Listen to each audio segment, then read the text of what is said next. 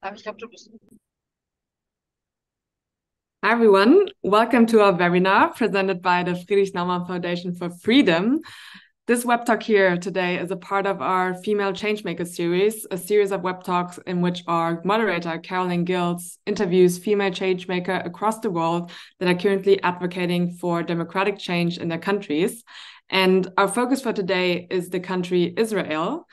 And originally, we wanted to talk about the challenges women face in this country. But as we sadly all witnessed, this got overshadowed by the events of the past few weeks. So this is the reason also shed a light on the current situation now. But in this context, we will definitely also expand on, for example, women's rights, inequality, and violence. And for this discussion today, we have invited two outstanding speakers. First, you can see on screen Inbal Orpaz, our female changemaker. She's a strategic innovation consultant and founder of the Women in Tech initiative. She is also a guest researcher at the Institute for National Security Studies and a consultant to the Israeli Innovation Authority. In addition, she was selected for Forbes 30 under 30 and honored as one of the 100 most influential people in the Israeli high-tech industry. Thank you for being here. And Julius von Freytag-Loringhoven. He is the press spokesperson and head of the press and digital communication department of the Friedrich-Naumann Foundation for Freedom. And from 2020 to 2023, he led the foundation's Jerusalem office and thereby promoted innovation, liberal values, and the dialogue in Israel and the Palestinian territories. It would be great to hear insights today. Welcome to you as well. And this whole discussion will be moderated by Caroline Gill. She has a degree in European relations and socioeconomic transformation, and for many years has initiated and moderated discussions with international experts. Thank you for being here, Caroline. Now, before we start, let me explain just one Zoom setting to you. You are all very welcome to ask your questions during this web talk, and therefore you can just use the button on the lower end of your screen. It's called Q&A or F&A to post questions, and we will try to tie in as many as possible. So now I hope you'll all enjoy this web talk, and Caroline, I'll hand it over to you. Thank you, Sonia Lee, for this kind introduction. Good evening around the world. Good evening from Germany. So first of all, let me thank the Friedrich-Naumann Foundation for this wonderful series, hashtag Female Changemaker. We started in 2021, and we are introducing women from all over the world. We want to empower and inspire women by that, to be courageous, to stand up, because we believe that change can start at home, at work, in society. And it starts always a decision. And all these decisions were taken by brave women from all around the world. And tonight we are focusing on Israel.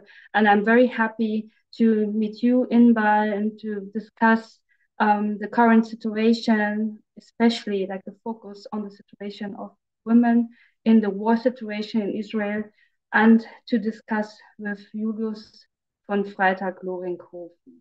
For all of you who are joining us, please do not be afraid. Julius is not driving.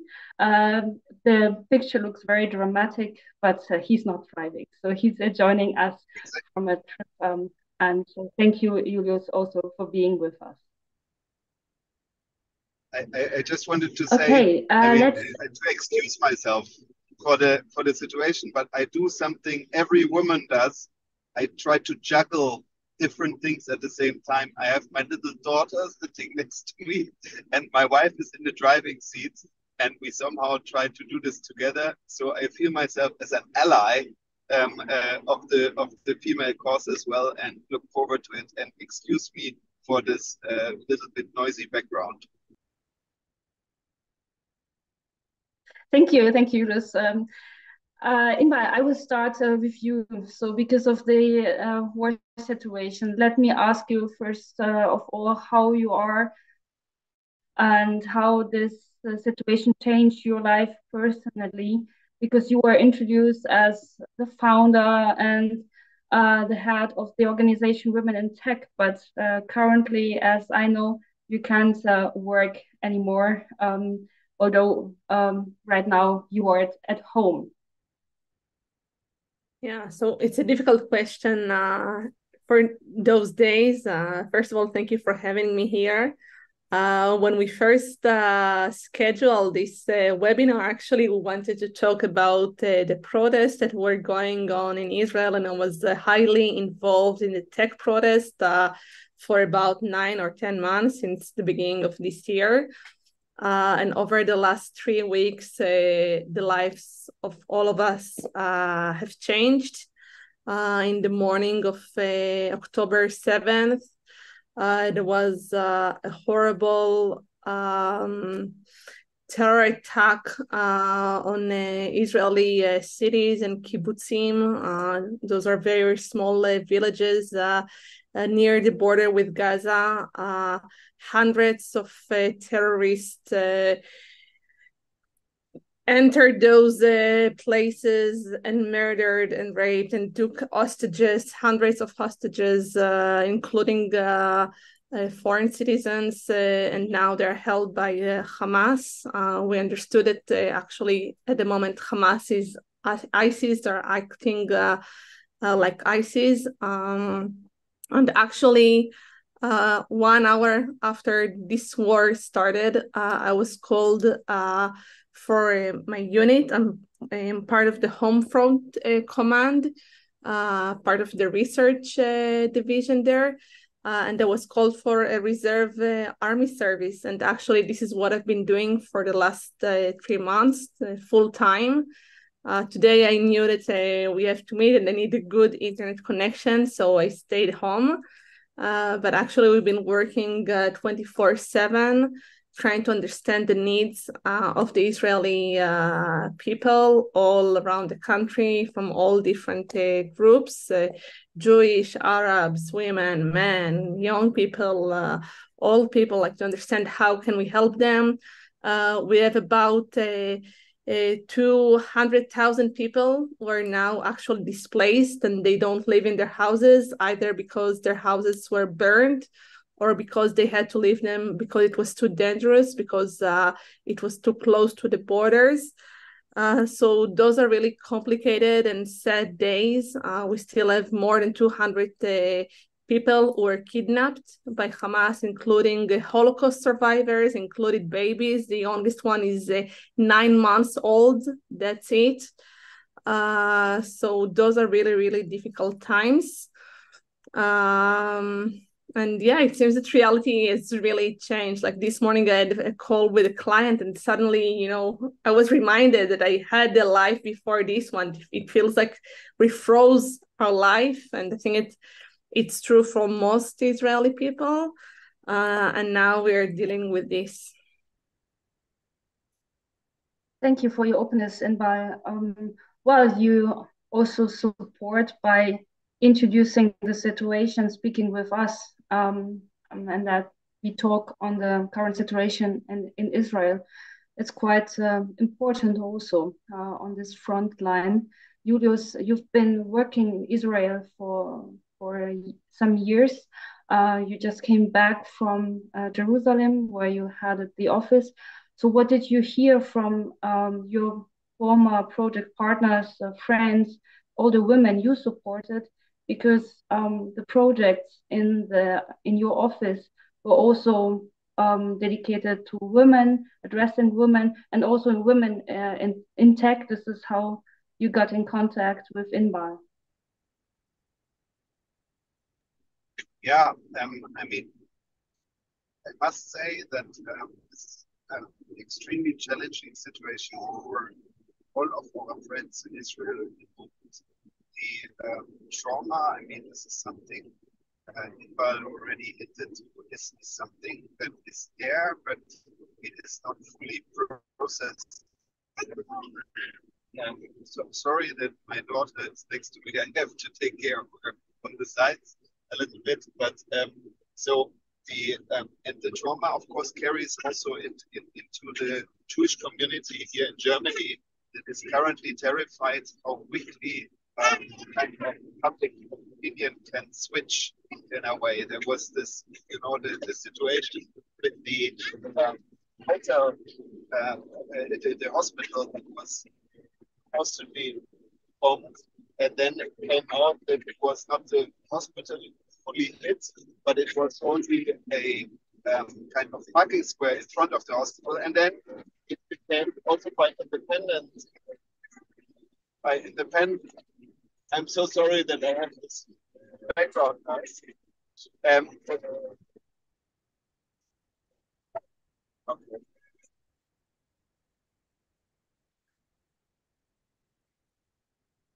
Sorry. Okay, it's not a problem. We have a. Can you continue? Okay, so as we see, you just cannot continue the talk. Perhaps he will join us later. He has a baby female change maker in the car to care of. So let us continue, Inbal, because later, of course, we can try to come back to the take of Julius. I asked you how the situation changed for you, but you following the news and you also do research on the situation of women now in the war, also the needs. So I would like to ask you how the women now are especially especially challenged in this situation, and what are your research results on this topic? Yeah, sure. So first I would say that we're just starting. It's a new situation. Like it's becoming like the new normal. We call it like an emergency routine because we understand that it's going to take a long time. So we're trying to adjust and understand how, to live within the situation. But first of all, we have women in the front line. We have women who are fighters. We have women soldiers who are doing an important job is using the observatory machinery to understand like what is going on in the field. Unfortunately, also some of the soldiers who were killed are women. And actually over the last year, there was a big debate in Israel about what women should or shouldn't do in their military service. The new elected government elected last year, and they just started the work in this January. Some of their ministers, they were like, we think that women shouldn't do the same jobs as or same profession as men in the military. They should be home, having babies, raising them. And now I think that people realize and understand how important it is also to have women as part of those who take care for the homeland security. We as women, we have the abilities, we bring a different perspective. It's also important that around the table where decisions are being made regarding the situation, women would be present. Unfortunately, it's not the case, or it's not good enough. So that would be one focus area for women in this situation. I see in my unit, we have, I don't know if it's 50-50, but we have a lot of women. Women are really important, taking an important part in this effort. But there's also the other side of women, and we have about the population of Israel is about 10 million people. And as we speak, there are about 300,000 people who were called for the reserve service in the military. Most of them are men, are fighters. And in many cases, they have families, meaning they have women, wives, mothers that they left back home. Schools have been closed for most of this period. This week, they're starting to open because there is a problem. There are not enough shelters and parents are afraid to send their children to schools. But we understand that in a way, the situation is a bit similar to what was going on during COVID. Where women had to carry most of the burden related to taking care of the children while they're home trying to work.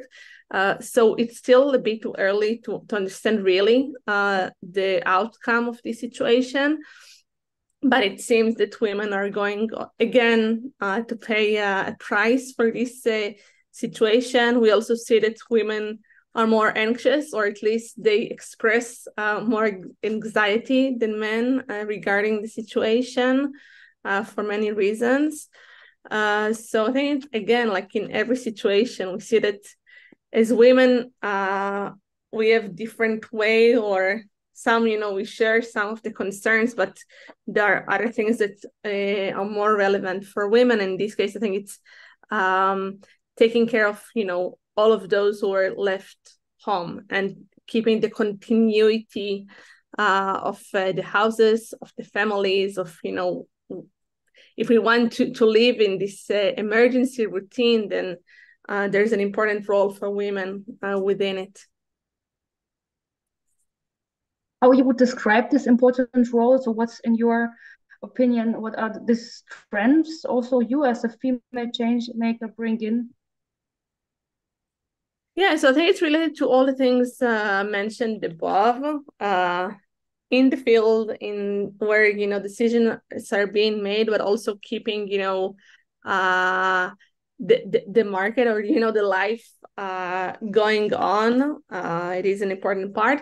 And I would also say that there's a very important role to the civil society during those times. And as I said, just a few hours after this war started, we took the protest movement. We had a bunch of organizations. I was highly involved in the tech protest, mostly people who work in this industry. It could be employees, executives, founders, investors, all of them. We took part. We were fighting for the Israeli democracy. And the other organizations, like, for example, there was a protest movement for women's rights and for people with military background. There are many, many, many groups. And just a few hours after the war broke, we started to use the infrastructures of the protest movement. It could be WhatsApp groups, bringing together hundreds of thousands of people all around the country, organized, by different locations, different professions and whatever. And we started to reuse them as a war room, actually, to support all the needs of the Israeli society. So it could be, at first, there were groups that went to the war zone near the Gaza border to collect the animals, the pets, that families left behind. So there was a big operation to save the dogs, for example, that was done by a civil society. Now, the area of the Gaza border, we have a lot of agriculture fields there. And there are many people who arrived from Thailand and they worked in this area. Unfortunately, tens of them were killed during the war, mostly in the first day. Probably, we still don't know the final numbers, but tens of them were kidnapped and now they're being kept as hostages in Gaza. So many of them just escaped this area. And now the farmers in this area, they don't have enough people to work there. So people are volunteering and helping them, to collect tomatoes or, any other kind of fruit or vegetables. And we have hundreds of thousands of people who left their homes with nothing because their houses there were just burned by the Hamas terrorists. So they arrange, boxes with clothes and soaps and really everything, toys, everything needed, to restart life. So, of course, it's both men and women, but women are taking a very important role in organizing this all operation, supporting the society in those times. That is a very interesting and important example how civil society can change and how quickly it can change. And also you being one of the heads of one organization of the tech protest, that you can also adapt and using all the infrastructure. I will ask you about the tech protest because, of course, this was our original plan to talk about the protests, about the challenges also for women in the Israeli society. And while we come back to that, now we have Julius back in the car. it seems that yeah, it's working somehow. Oh yes, yeah. Yeah, well, this is not only online artificial, but very real with a baby. Julius, perhaps for you, just to bringing you back in the discussion, we were speaking with Inbal about the situation for women especially, and this question I also asked you. So please, if you want to continue your analysis on this topic, so we will be back with you in the discussion. Yeah, sorry that my thought was a little bit stretched. So basically, the Friedrich-Naumann Foundation office in Jerusalem is very specific, also other than of the other German political foundations, because we have the Palestinian and the Israeli team under one roof, and it is the kind of Jerusalem office, therefore kind of lives in different realities all the time. And that is very difficult to deal with all the time, because you cannot be in kind of a cozy bubble when you're constantly confronted with kind of completely different perspectives. And that, of course, comes out especially strong in conflict. And in the current situation, of course, more than ever. And of course, also for our office, this is one of the situations where everything is questioned. We have a wonderful female leader in our team, Anne, who holds together our Palestinian-Israeli startup community, and of course, it's very sensitive when suddenly you have over time gained friends from the other side, but you don't get kind of the empathy that you need in the moment, and that is harshly related to these different realities, and partly, of course, these different realities come also from horrible disinformation campaigns. I'm sure that Inbal has insights to that, because she in the military before and probably now also has something to do with something all the Israeli military has to deal with, that these disinformation campaigns are all over the social media. They somehow impact everything. And the specific one I was mentioning was this, when this hospital was seemingly destroyed and more than 500 people killed, and then it came out by independent kind of analysis, a similar picture as the Israeli army had before said, that not more than 50 people can have died, and that it wasn't an airstrike from Israel, but it was most likely a rocket fired by the Islamic Jihad. So how these kind of like stories then turn somehow also into weapons and of course separate people. And I lost a little bit hope when Palestinian friends of mine were at the beginning not even able to show empathy to the horrors of the attack of Hamas. And then I gained a little bit of hope when I had my first social media post after 4 days, where I basically spoke how Hamas is the worst, did such a unimaginable crime of killing innocent people, civilians, babies, and so on. But at the same time, of course, I showed in my post also the empathy to all the people who are affected by the conflicts and the hope that no more civilians would die. And the hope came when the first 2 Palestinian friends also put their like under my little post, because I was already afraid that denouncing Hamas specifically would already be seen as a one-sided picture. And I was happy that not everybody thinks like that. But the bounds that are put, of course, between friends and even in our team in the current situation are, of course, affecting everyone. And of course, even more so the people who are directly affected by it. That was the small introduction point I wanted to make, that kind of like we still live in a trauma, and And that is, of course, not only related to whether you are a woman change maker or of what gender you are, but it's everywhere. And specifically for me, it's difficult on two parts. First, I have Jewish girls in the family that are also affected in this country, that are not kind of, in some ways, not feeling completely safe in Germany, because some people also put the horrors of this attack not immediately as a single event, but put it in the picture of the overall conflict, and somehow pull together these horrors with settler kind of attacks in the West Bank, which is different things and different qualities of crimes. And that, of course, terrifies them when then there's mass demonstrations in Germany also in solidarity, as it is seen with kind of the attackers to some degree.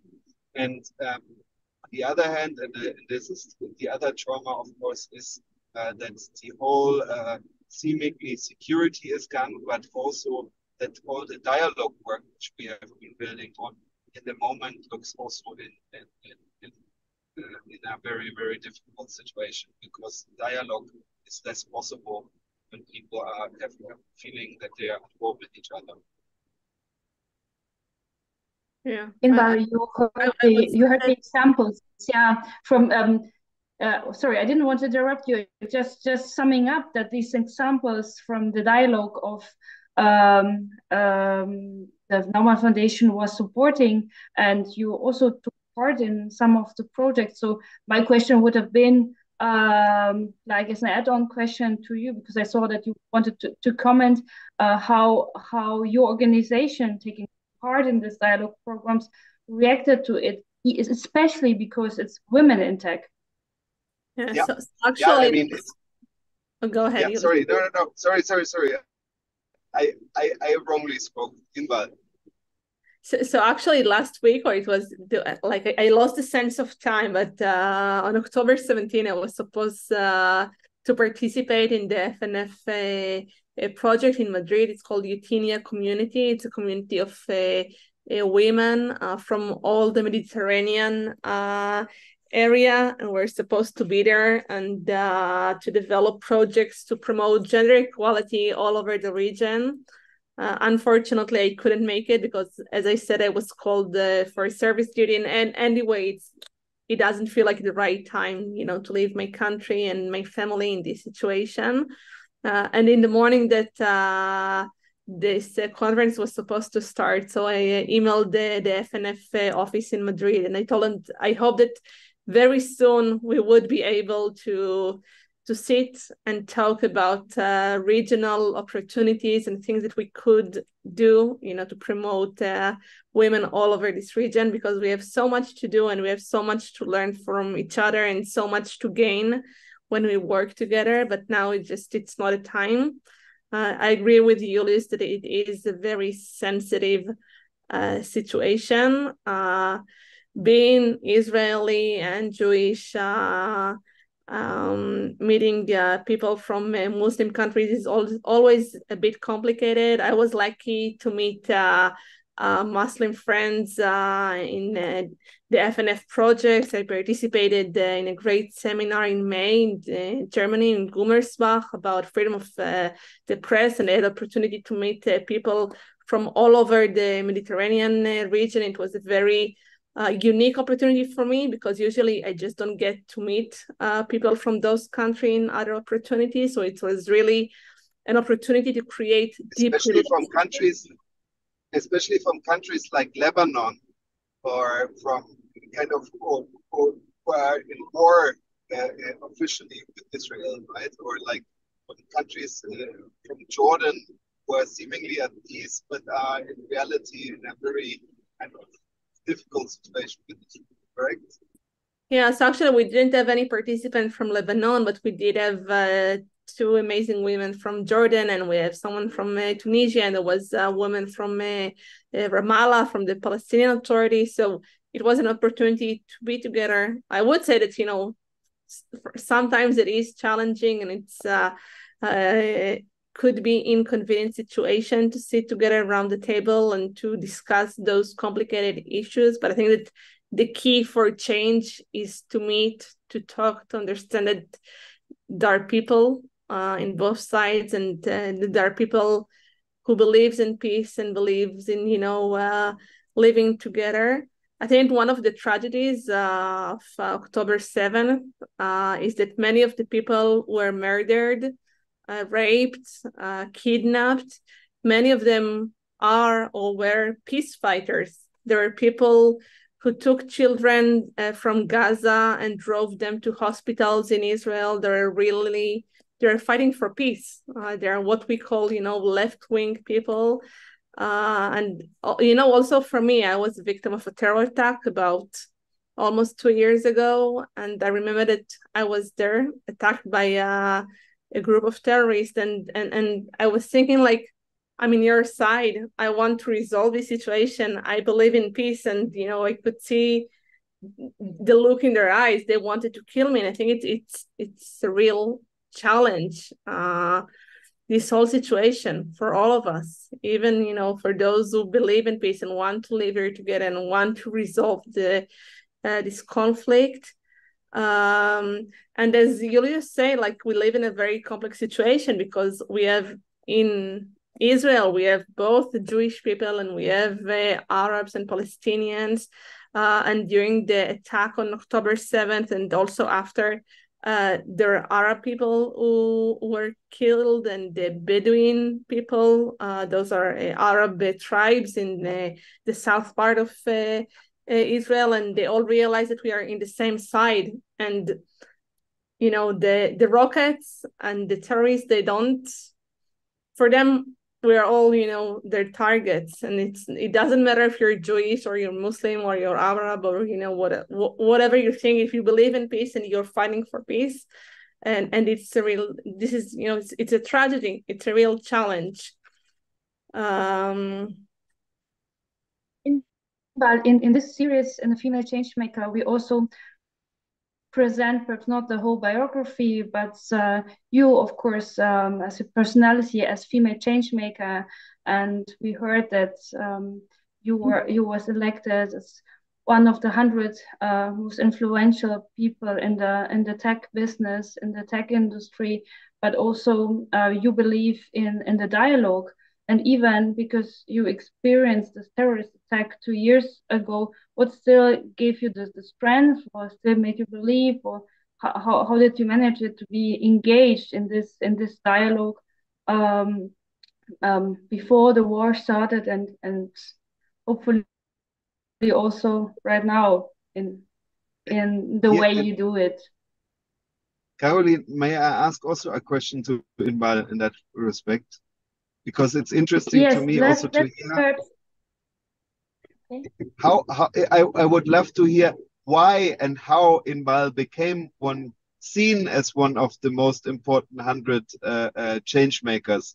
I mean, just as an add-on question. So maybe we could start with this one, but it's up to the people who select it. So never count on those lists. There's someone who used to edit them and choose the people who are chosen.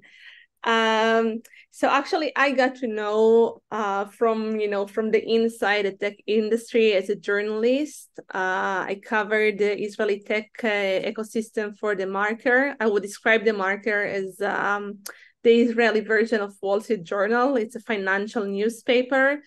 And that way, every morning I woke up and they had to know what is going on, who is investing in which startup, which company is acquiring which company, who is firing employees. So I had to know what is going on. But I felt it why I chose to focus on women in tech, because the tech in Israel, I remember that in Israel, usually, like, after we have a mandatory military service, and usually after people finish their military service, they save some money and they go and travel the world. And I also did it. And then I arrived to Panama in Central America, and I met two amazing people from Stuttgart. And we were talking, and then they asked me, so what kind of industry do you have in Israel? I was like, I don't know, we don't have an industry. Like, we don't have cars, we don't have steel, like, we don't really have an industry. But actually, we do have an industry. Like, about half of the Israeli export is the tech industry. It's almost 20% of our GDP. It's about 10% of the workforce in Israel, and we have the highest rate of tech employees among the OECD countries. So this is our industry. And for me, it was always interesting and important to understand, like, how can we get more people to be involved and enjoy being part of this industry. Just to give you a number as an example, the average salary in the tech industry, it's almost 3 times the average salary in Israel. So it's an important engine, to change the gaps between men and women in Israel. And also, but it's not only men and women, it's also people who are not born, in the rich places, and also people who are part of minorities. It could be Arabs, it could be ultra-Orthodox. So for me, that was always the interesting area to explore and to understand, like, how can we get more people benefit from this industry, and how can we take the good things of this industry and, share it with the rest of the economy in Israel. So after I left the marker, I understood that dealing with everything that has to do with women in tech is really important for me. For so many times, I had this experience of being the only woman in the room or in an event. I remember, going into this nice cocktail in the sunset, like looking around me and seeing only men around me. And then when I would ask a man, who would be there, like, do you feel like something is strange, that maybe something is missing? And then they would look around and they would, no, it looks normal. And I would say, yeah, there are no women here.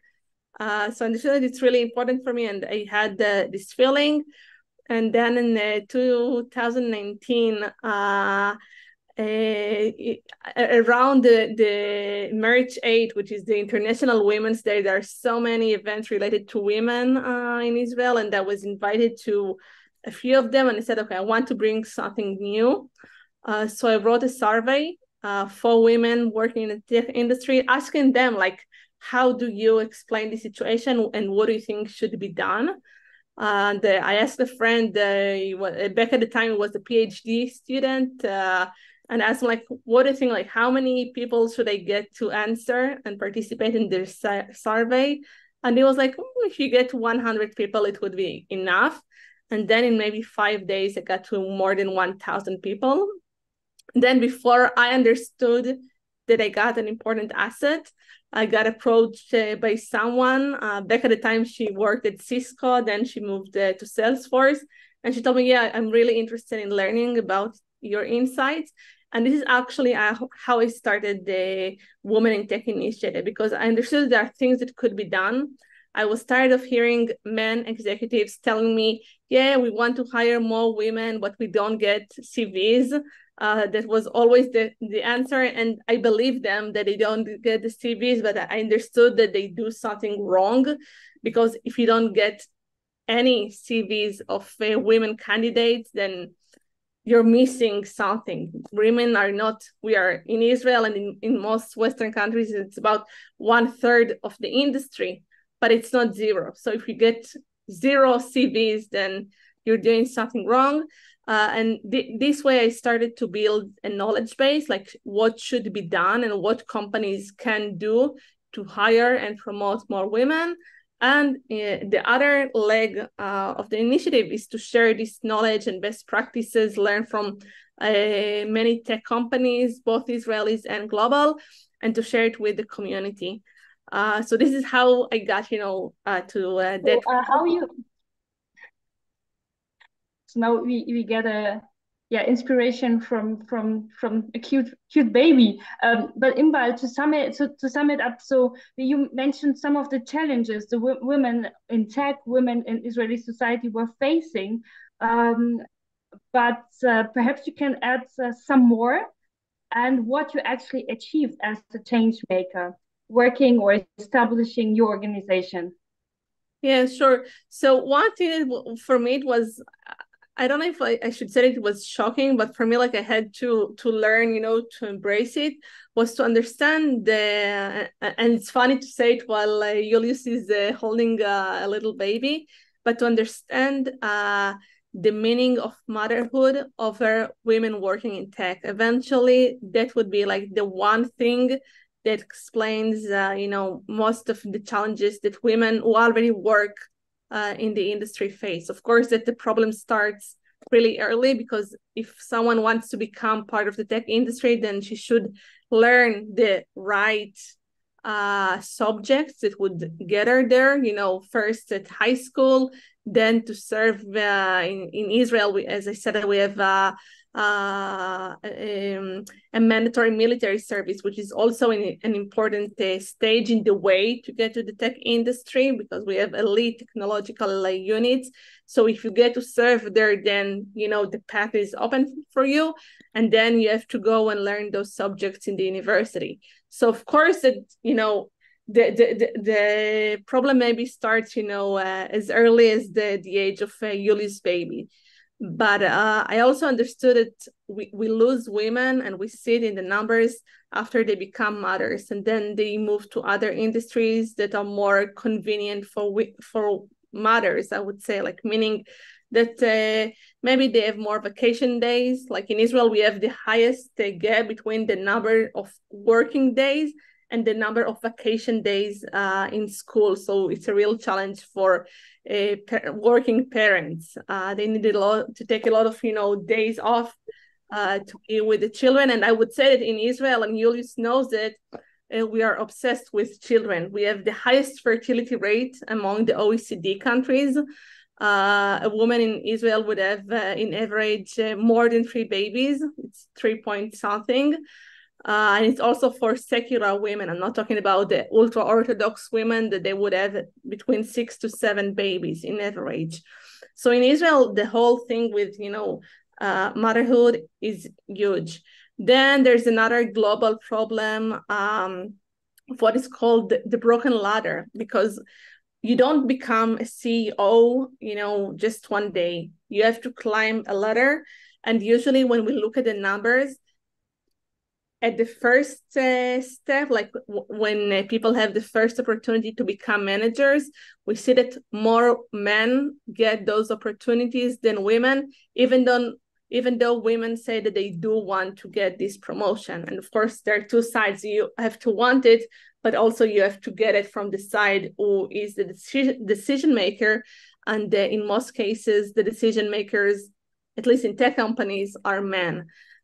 So a huge area for me would be to highlight those unconscious biases for decision makers within organizations. It could be CEOs, it could be team leaders, it could be HR, everyone who has an impact over the career of women. So those are 2 examples. Of course, there are more. And the challenge would be that in many cases, it's a cultural change. Like, for example, if you want to become aware of your own unconscious biases, it's a real challenge. Like, you have to ask yourself all the time questions, and to admit that maybe you make decisions, that are not really, equal for men and women. Just to give one example, we know that men are promoted based on their potential. Like I would say, yeah, Julius, he has a great potential in his new role, is going to succeed. But was already promoted. No, I'm talking about the next promotion. And then I would say for Caroline, I said, Caroline, she's never done it before, so I don't know if she's going to succeed. So it's a huge difference if you're looking at the experience of someone, or you're looking at the potential of someone. And we see this difference between when hiring men and women.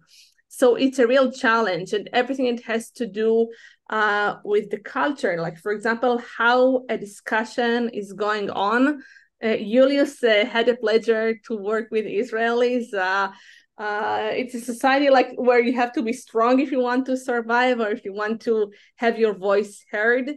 And in this case, I would say that managers and executives and those who are in charge, they have a huge responsibility to make sure that everyone is being heard. For example, if we finish a meeting, then it would be the responsibility of the person who runs the meeting to say, Julius, I haven't heard you the whole discussion. Maybe you have something to add. Like, would you like to say something? Sometimes we have to make, a room for other people. By the way, not only women. Many of the things that we say about women are also relevant to any other minority group. And, the minority group in every room is different. And sometimes we have, to make this room and to encourage people to be heard. But it is like, it is a big change. And, I started this in 2019, and then the year after it was 2020, it was COVID. And then companies were like, now we have to cut some people, so we're not going to ask them to promote gender equality and hire more women. And this year was another crisis year in the tech industry globally and in Israel. And in Israel, we also had the unique situation of the protest movement and the decisions and the things that the government has done had a direct impact over the tech industry. So again, maybe it was less in the focus of people, and also in my focus, because I felt that we have to fight for, basic women rights. For example, being able to be in places, like there are decisions the government tried to lead to avoid men and women to be in places at the same time. They wanted, to divide, for example, national parks, that you would have different hours for men and women, or public events separately for men and women. So at a point it became like, okay, it's good and it's important to have women in tech, but first we need the basic women rights. And that was our main focus, or my main focus for most of the last year. But the good news, I would say, that, as someone who covered the tech industry for a long time, in many cases, I felt that they're not involved in what is going on in Israel. Like, they're based in Israel, but their business is somewhere else in the US or in Europe, and they don't really care about the society or the politics in Israel. But I think that was the new thing that made the tech protest so special and so important, because suddenly people realize that what is going on in Israeli politics is influencing them and changing their life and businesses. And for the first time, the tech industry became so involved in the political cause. And we were one of the most important voices during the protest. Now that the protest has changed because of the war, and now the focus is somewhere else, but I'm sure that it will return big time once, the situation gets more calm. Yeah, thank you. Now we get into this spirit, like before the war, and how the situation looked like. And I mean, this influence of the tech companies and the tech business in Israel. Julius, I hope you can answer a question. Okay, good. It looks perfect. Great. And of course, dear audience, if you have questions, you are cordially invited to join us in the Q&A function for the German F and A. So I will take the questions. You can direct them to Inbal, to Julius, to both of them, and then we will start a next round with your questions. But we give you a little bit time to think, and in the meantime, Julius, you supported a lot of projects also in the tech industry and supporting women. So you have to share your impressions with us, because sometimes, or for me, preparing this event, it seemed so strange or a paradox that there is this very young, innovative scene of tech companies, and then you're facing completely different challenges in society. Very like it's like a huge challenge. This fight with conservative attitudes, role of women, as we heard from Inbal, and then this, let's say, very dynamic, agile world of the tech business.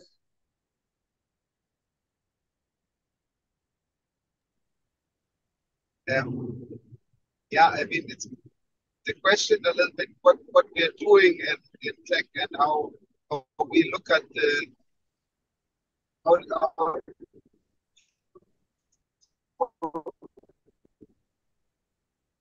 like following the story of Inbal in a way.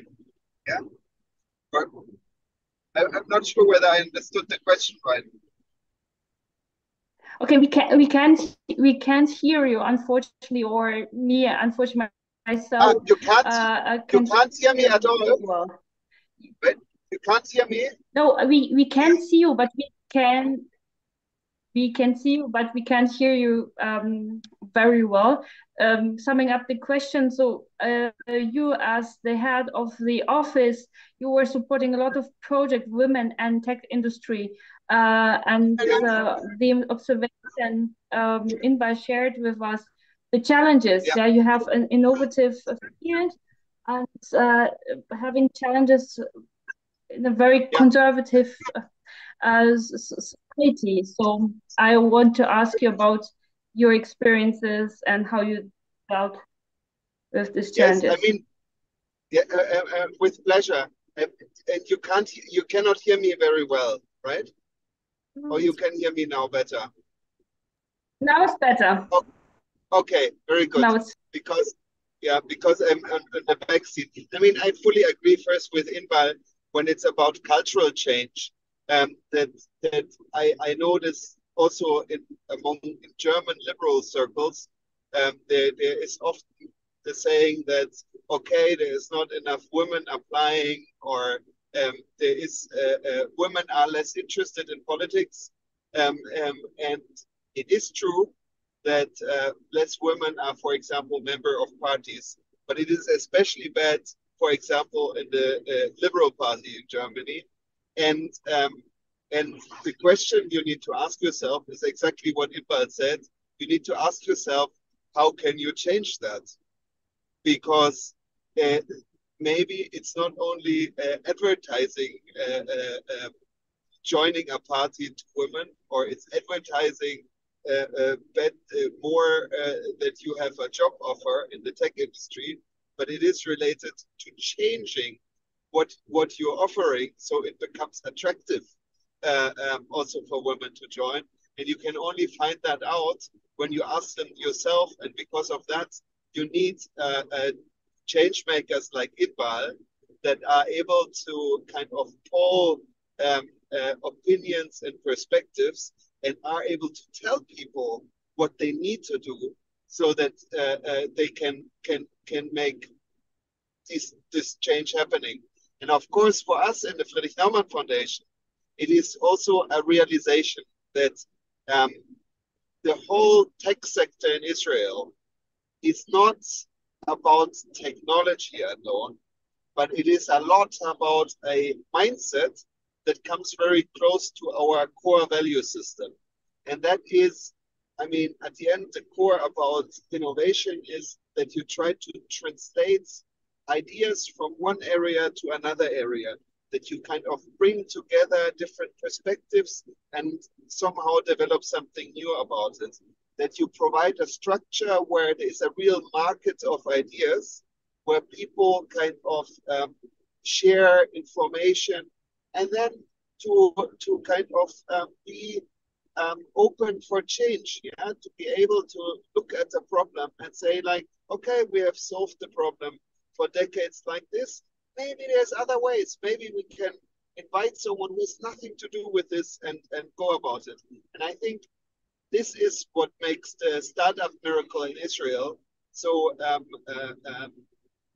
big, is that it is not only about technology. Yes, you need good universities that teach technology. Yes, there is special units in the army where you learn programming, for example.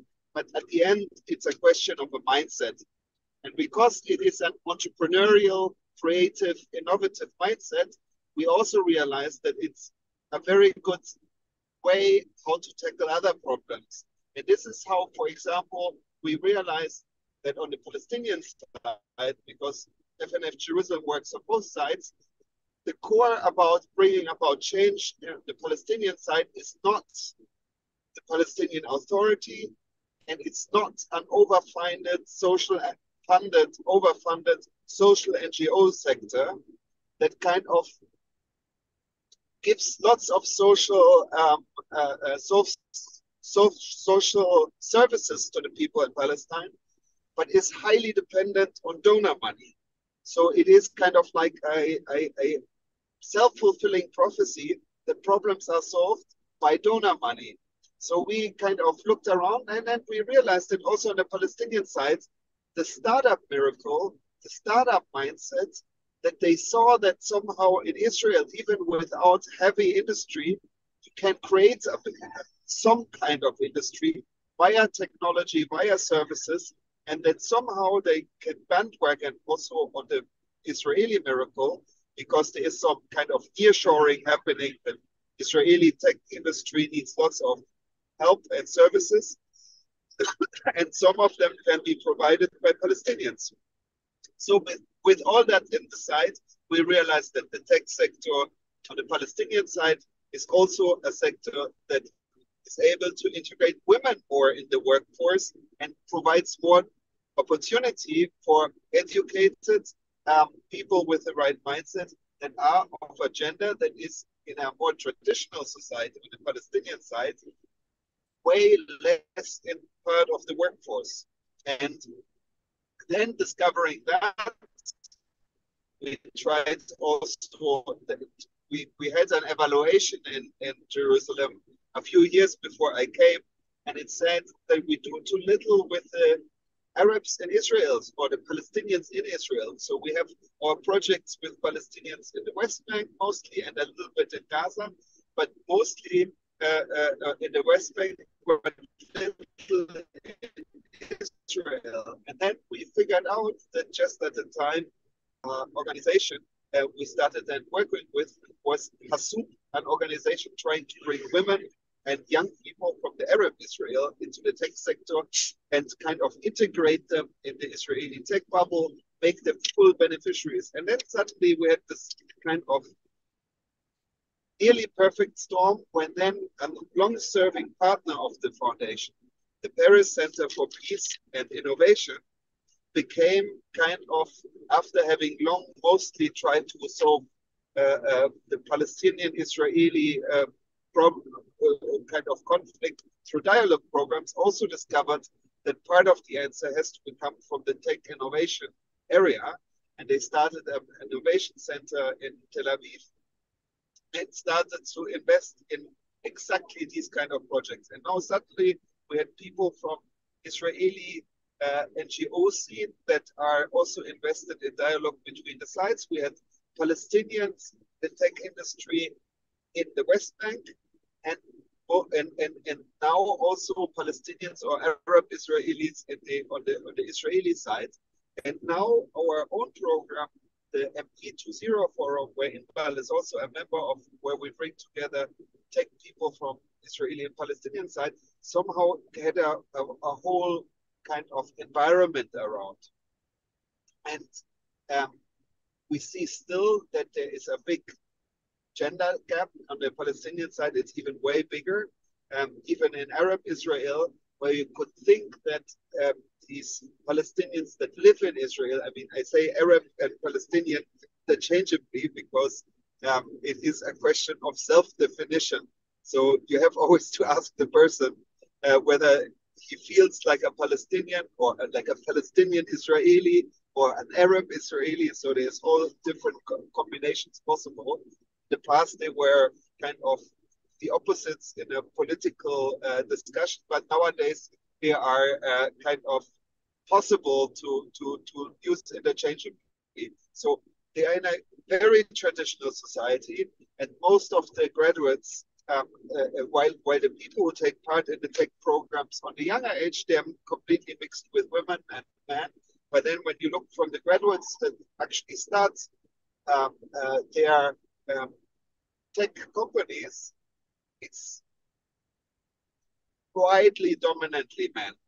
And there we see nowadays also that we need somehow to invest in this change. I try to invest a little bit in the change myself by taking care a little bit of my daughter.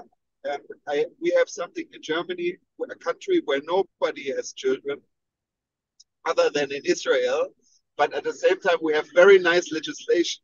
And one way to help is that I take long time off from my job just to care for my little girl, because that is at the end an act that will kind of close a little bit the time gap men and women have in their career. But these kind of programs are still in the making, and they are very important, specifically in Arab Israel, and to some degree also in ultra-Orthodox Israel, and certainly on the Palestinian side, where the area where Inbal is working is already a bit very advanced, you could say, but it's still, the fight is not over yet. I would say at the beginning of your thing, so you were relating to women in politics. So I think it was also one of our understandings as liberal people, men and women, over the last year. We understood that if we want this country to remain a liberal democratic country, then we also have to be where decisions are being made. And actually, next week on October 21st, there are supposed to be municipal elections for the city councils all around the country. And I was part of a party that was running for the city council of Tel Aviv. It was a group of, we were people from the protest, we called it New Contract, and the Green Party and Meretz, which is a left-wing party in Israel. So we united the three of the parties together. But at the moment, it seems so far away. For now, they postponed the elections for late January, and it might be even later. And now, we don't have the capacity to deal with it. But there were very big efforts all over the country to encourage women to participate as candidates in those elections, as women and as liberal people.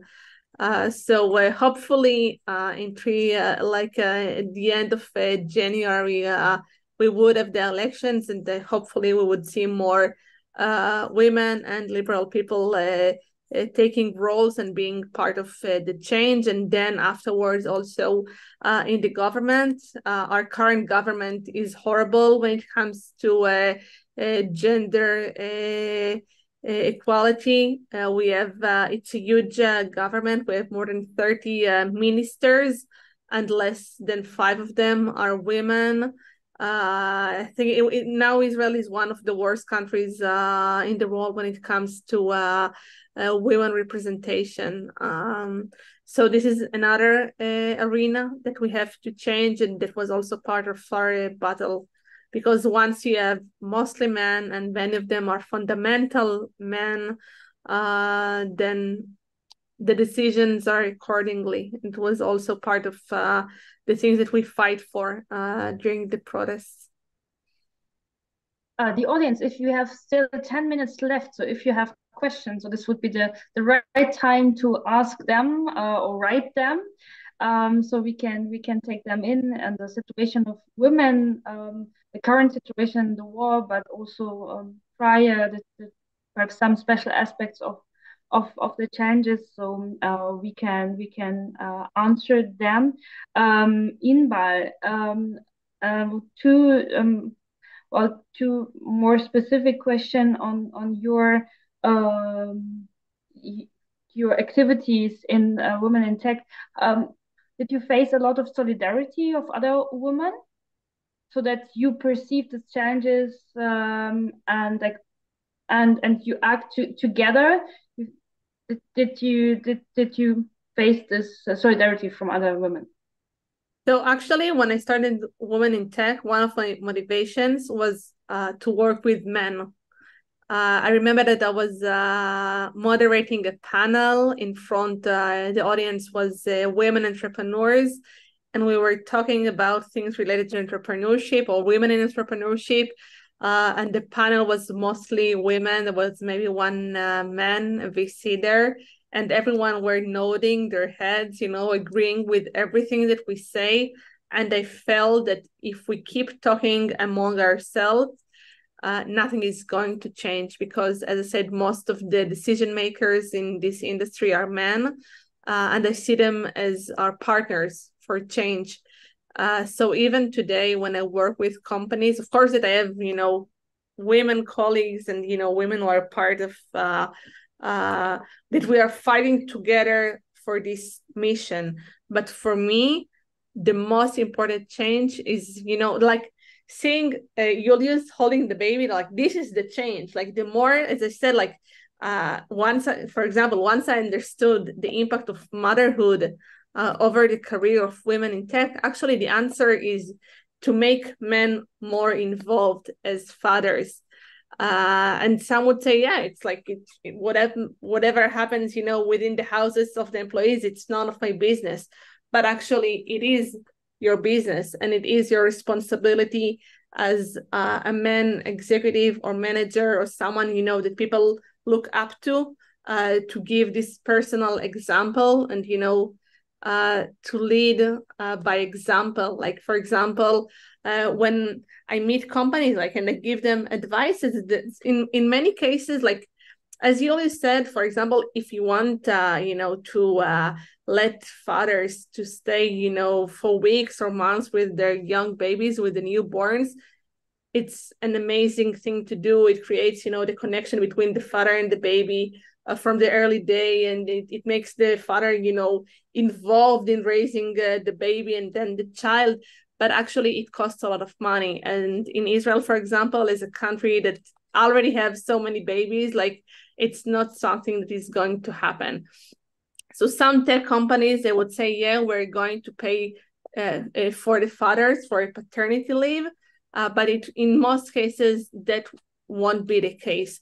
But there are other things. For example, don't set important meetings for all the companies at 3:30 or 4 p.m. when parents have to go and pick up their children from the kindergarten, because then most chances that the parents and mostly the women, they won't be able to participate. Like, sometimes we just have to understand, like, how to make the environment more friendly and fit also the needs of parents, and within them, of course, women. Or, for example, another thing that I learned from one company, that they have teams all around the world. So, for example, if I work from Israel or Germany, for that matter, with a company in the West Coast of the US, then the time difference is huge. So they said, okay, we understand that the time difference is huge, but we are going to hold those meetings, like, the coast to coast meetings, only 2 times a week. And then the people, they knew that in the rest, the 3 other working days, then they are more flexible and they can do whatever is needed. So if you ask me, eventually the key is flexibility and understanding the needs of the employees, and listen, like, what could help them be engaged with their work, but also be engaged with their personal lives, because it's impossible, to disconnect them. I think this is not only a challenge for Israel, this is also a challenge for all the societies, for Germany to adapt to this needs, to be sensitive for this needs. But perhaps you could speak also about women's solidarity. Do you feel now like a special connection strength because of these changes for women right now? Yeah, so of course, during the war, like, all of my WhatsApp group and Facebook groups of women are working extra hours. I think it's so many people that just, for example, just can't sleep at night. and they have to deal, all of us, we have to deal with uncertainty, and no one knows what is it going to and what is about to happen.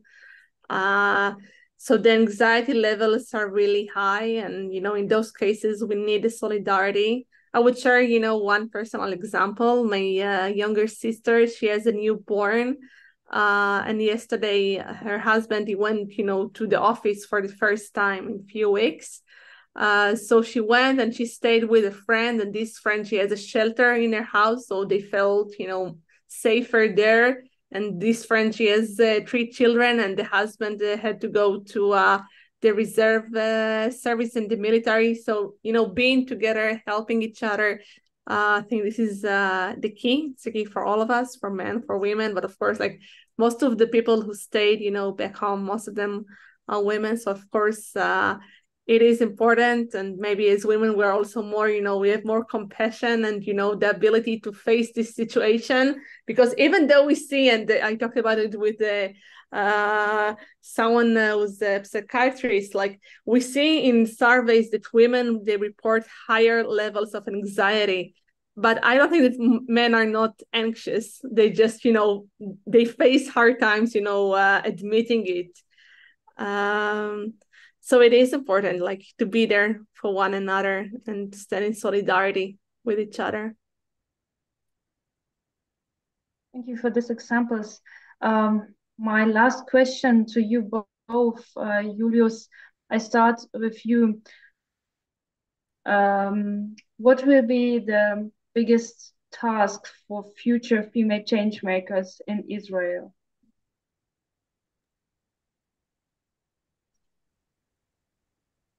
I mean, that's not only in tech.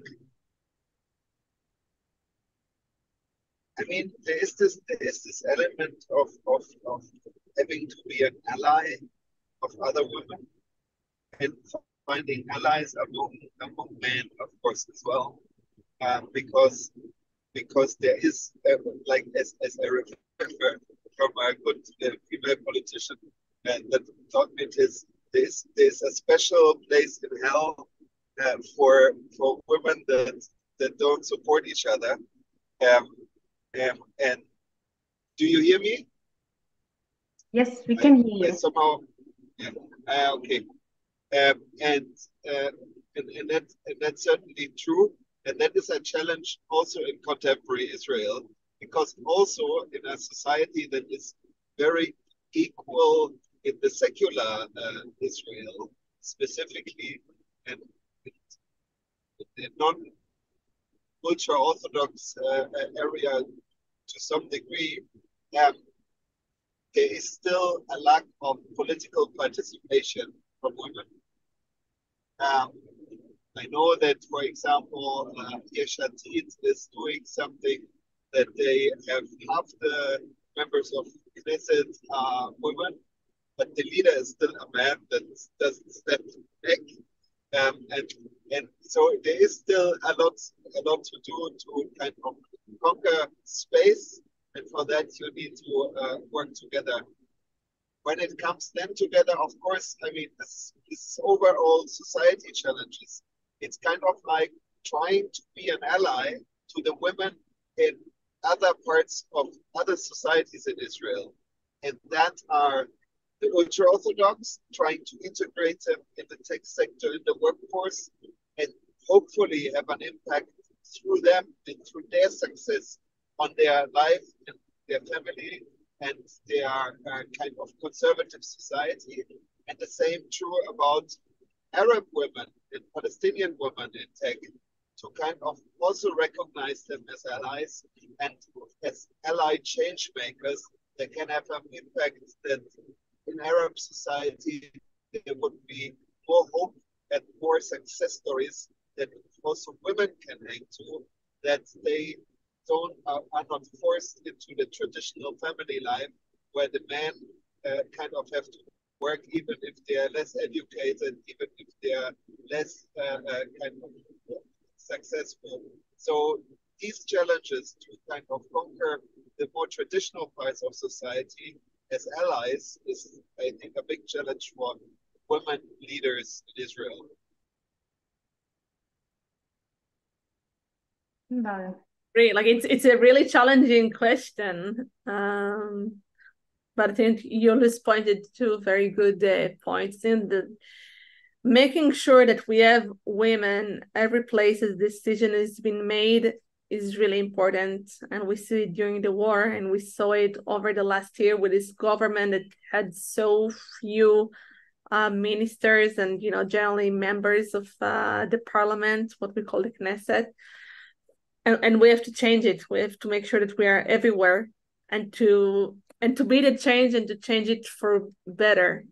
And to bring our unique perspective and different approaches, you know, to problem solving and to other things. And yeah, and I totally agree that it's also like we need this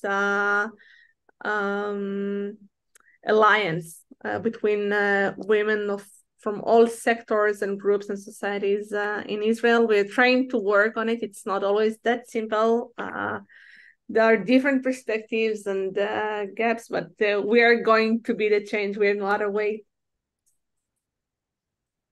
Thank you, Inbal, for sharing your experiences and your thoughts. And of course, you, Julius, that you joined our talk, #Female Changemaker, where we focus today on the situation of women in Israel before the war and during the war, unfortunately now with all the different aspects involved presented to us.